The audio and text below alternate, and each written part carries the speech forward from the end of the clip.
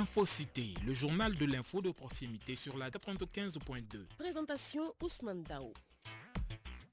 Mesdames et messieurs, bonjour à la une de cette session d'information. Aujourd'hui, 22 avril, c'est la journée mondiale de la planète. Et cette année, cette journée est célébrée avec le thème « Notre pouvoir, notre planète ».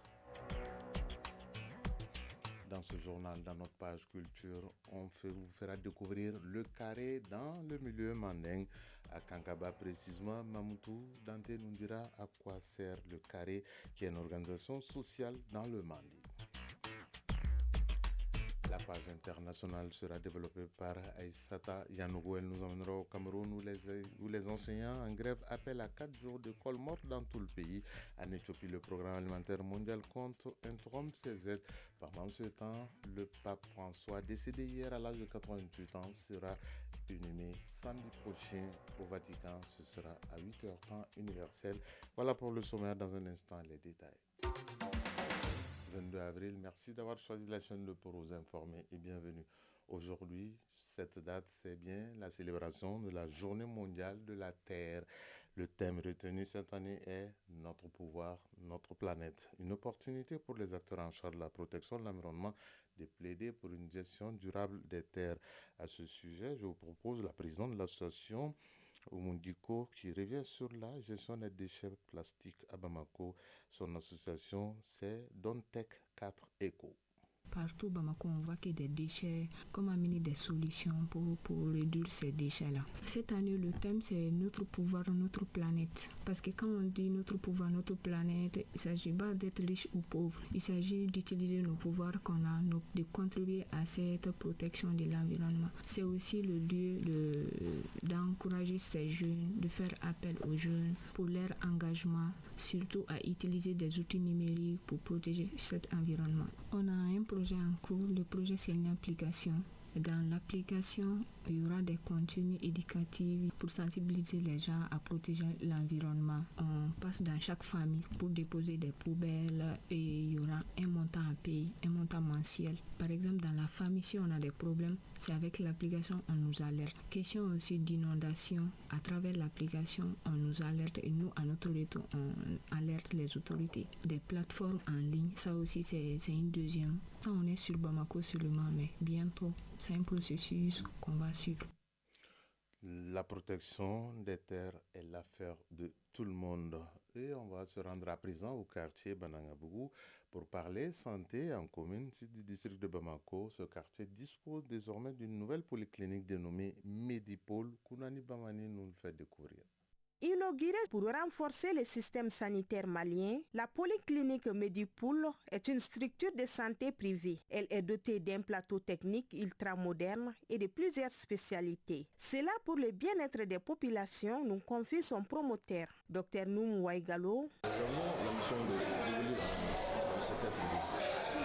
Face à cette ambition, on avait créé au départ un cabinet médical. Dieu merci, on a pu quand même construire cette nouvelle structure pour offrir un plateau technique beaucoup plus performant, plus adéquat à la population. C'est tous les Mali qui vont bénéficier. Les citoyens venus nombreux pour assister à cette ouverture trouvent que le joyau est une aubaine pour le Mali. Saliou Guiro, consultant des transports et commerce. C'est une très bonne chose pour tous les patients, tous les Maliens. On ne peut que s'en féliciter et souhaiter plein succès à cette clinique. Dr Bourema Afo Traoré, président de l'association des médecins privés du Mali. Ce n'est qu'un développement et une continuité. Medipôle était là en tant que cabinet. Il a dépassé le stade de cabinet en clinique et aujourd'hui nous sommes à la polyclinique Medipôle. Donc c'est une ascension remarquable. C'est là témoin de son sérieux dans le travail. Pour cette inauguration, beaucoup d'autorités étaient sur place afin de soutenir le promoteur qui n'a pas manqué d'inviter les citoyens à venir visiter la polyclinique. Oui, bienvenue à cette polyclinique pour le bien-être des personnes et on va continuer à parler bien-être justement des personnes âgées. Vous le savez, en cette période, il fait excessivement chaud dans notre pays.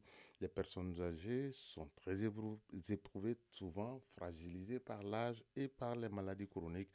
Des conditions de vie souvent difficiles, voire précaires. Pourquoi doit-on prendre bien soin de ces personnes âgées, Saouda Touré? Ma grand-mère passe toute la journée couchée ici comme un bébé. Contrairement à la grand-mère de cette petite fille, nous retrouvons Mamadou Nimara, un vieil homme de 75 ans, assis à l'ombre d'un manguier, tentant de trouver un peu de fraîcheur.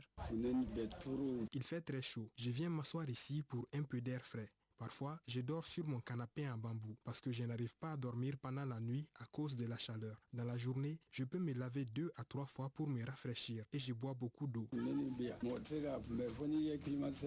Avec les fortes chaleurs du moment, ce sont les personnes du 3e âge qui sont en première ligne face aux risques liés à la canicule. Fatmata Diara a 72 ans. Elle vit avec sa fille Aminata Damele. C'est cette dernière qui s'occupe entièrement d'elle. Aminata Damele.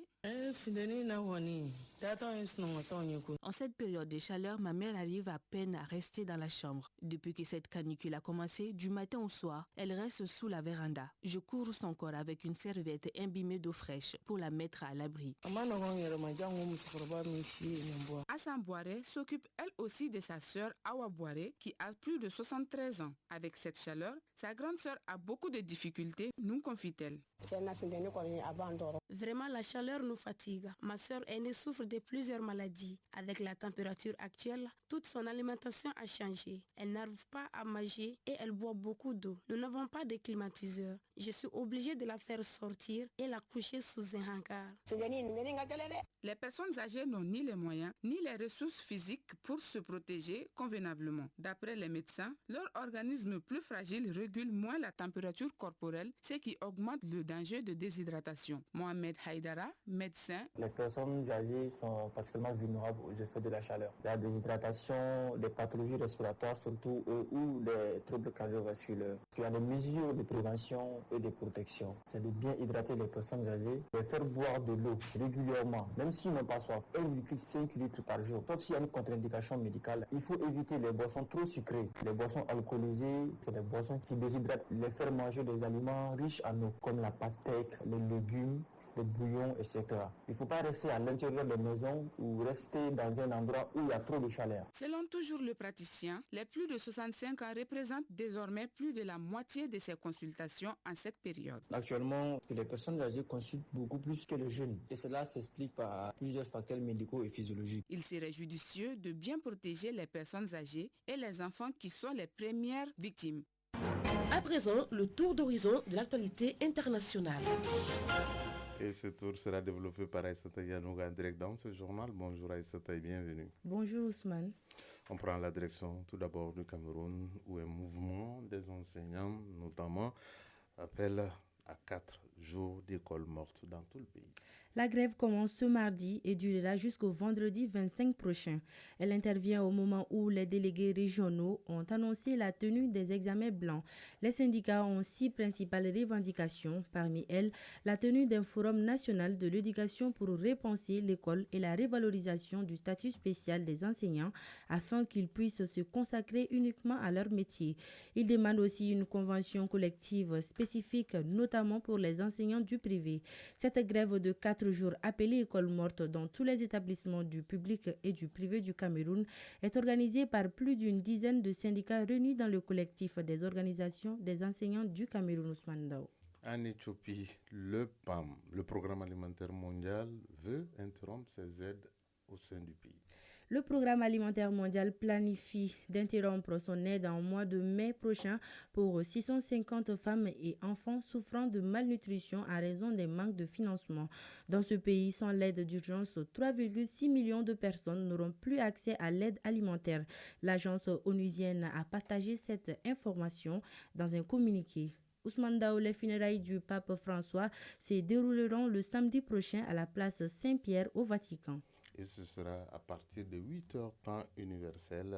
Mais déjà, aujourd'hui, la messe a débuté avec le cercueil qui sera transféré à la basilique Sainte-Marie-Majeure dans le centre de Rome, dédié à la Vierge Marie, où le pape sera enterré conformément à sa volonté. Le Saint-Siège a diffusé déjà ce matin les premières images du pape François dans son cercueil ouvert, encadré de 2 gardes suisses dans la chapelle de la résidence Sainte-Marthe du Vatican où il vivait. Sa dépouille sera transférée à la basilique Saint-Pierre donc mercredi, afin d'être exposés aux fidèles sans catafalque cette fois-ci. Une demande également du souverain pontife argentin qui a souhaité introduire plus de simplicité et de sobriété dans les rites funéraires papaux. Aux États-Unis, le gouvernement va collecter les dettes étudiantes impayées. Oui, tout à fait, vous l'avez dit, le gouvernement américain, sous l'égide de Donald Trump, a annoncé la collecte qui va commencer le mois prochain pour recouvrer les dettes étudiantes impayées, y compris au moins des saisies sur les salaires après une pause de plusieurs années. Selon le ministère américain de l'Éducation, cette mesure concerne plus de 5 millions de personnes qui se trouvent en défaut de paiement, ajoutant que 4 millions de personnes supplémentaires accusaient des retards importants dans leur remboursement. Et c'est à Yanogo, cette dette, si elle est bien collectée, vous savez, va apporter à l'État américain 1600 milliards au titre de prêts d'étudiants. On parle là de dollars, 1600 milliards de dollars.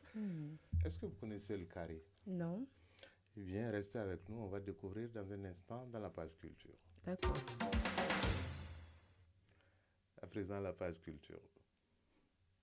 On me fait signe de l'autre côté qu'on n'a pas le jingle culture, mais je l'annonçais, le carré est une organisation sociale dans le Mandé qui s'explique par la classification d'âge entre les différentes générations. Cette structuration sociétale de plusieurs générations vise à initier la jeune génération aux valeurs culturelles et sociales du Mandé. Découvrons le carré avec Mamoutou Dante.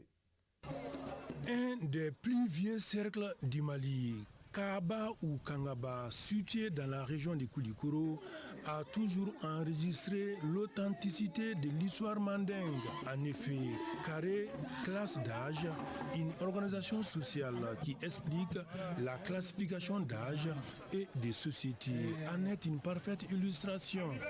Il s'agit d'une initiation des jeunes ayant atteint la maturité des différentes valeurs sociétales du mandingue. Mamadi Berté dit ça, notable à Kangaba. Tous les 7 ans, on rassemble tous les jeunes majeurs de Kangaba, filles et garçons, pour protéger la ville et faire tous les travaux nécessaires pour l'avenir de la communauté. C'est une initiation des jeunes pour devenir des adultes responsables et honnêtes. Actuellement, Carré à Kangaba est constitué de 10 composantes ou classes d'âge. Chaque groupe porte un nom spécifique. Massansi est le premier nom suivi de Mogoyassi, Djarassi, Bambassi, Dibissi, Telessi, Balassi, Nekessi, Sandiassi et Sebessi. Ceux qui ne sont pas majeurs sont appelés Gressi. Il s'agit de 10 carrés dont 3 s'occupent de toutes les activités de développement et de protection de Kangaba. Les 7 autres assistent et observent pour des cas de manquement aux obligations. Cette autorégulation n'a aucune interférence avec les missions des pouvoirs administratifs ou politiques. Mamadi Berté dit ça, notable à Kangaba. Le carré est une organisation socio-culturelle. Aucune ingérence n'est permise, ni des autorités administratives, ni des parents. C'est une gestion assurée par l'autorité culturelle elle-même. Les sanctions sont immédiates et sans équivoque. Une fois l'initiation terminée, tout le monde a l'obligation d'obéir aux règles du carré. C'est le plus âgé des carrés de la communauté qui prononce le nom des carrés, qui est à la fin de son initiation, et cela se passe tous les 7 ans. Ces plus âgés ne peuvent vivre au-delà de 3 ans après avoir donné les nouveaux noms du carré initié. Tout cela se déroule à l'approche des festivités autour de la case sacrée de Kangaba. Pour être mieux organisés aujourd'hui, plusieurs communautés vivent dans ce système de carrés. C'est le cas du village de Kela, situé à 6 km de Kangaba. C'est les Djabaté de Kela qui participent pleinement aux travaux de la case sacrée de Kabablon. Moussa Djabaté, griot de Kela. Le système de carrés a commencé d'abord par les regroupements qu'on appelle tomboloma. Du succès de ces derniers, il tire ses origines. Le carré appartient à la communauté mandingue et chacun se doit de respecter cela, quoi qu'il arrive. C'est à Kangaba que le carré travaille pendant 3 mois pour assainir la ville. Namouri Traoré, membre de la Direction nationale de la culture. C'est une partie d'éducation aussi pour les jeunes générations, pour nos enfants. Ça crée la cohésion sociale au sein de la communauté et ça permet aussi de défendre les intérêts économiques de la région ou de la communauté. L'année de la culture est venue donc à point nommé. Elle favorisera à promouvoir la culture malienne dans son ensemble.